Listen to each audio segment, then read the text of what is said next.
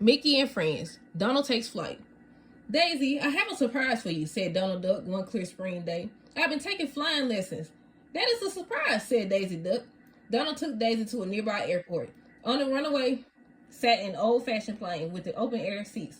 Together they climbed into the small plane. Then Donald started the engine. Can you do any tricks? Shouted Daisy. Sure, called Donald. He steered the plane into a loop-de-loop.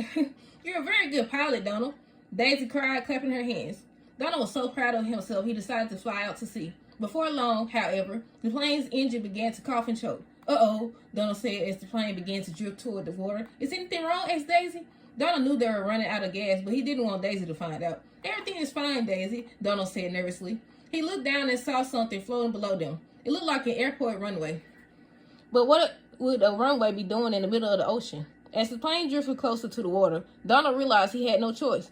He'd have to land his plane on the floating runway. Suddenly, Donald realized it wasn't a runway at all. It was the top deck of a huge ocean liner. Duck! Yelled one of the passengers. Donald zoomed over their heads and carefully landed the plane on the long, wide deck. Hey, it really is a duck, cried one of the passengers. Just then, an announcement came over the ship's speaker. Good evening, ladies and gentlemen. Dinner is served. Donald helped Daisy out of the plane. He was sure she would be upset, but she wasn't. Dinner on a cruise ship, she cried. Donald, you're just full of surprises, aren't you? Yes, indeed, said Donald with a huge sigh of relief. Oh, Donald, you're the best, said Daisy. No, I'm not, thought Donald. What I really am is one lucky duck. The end.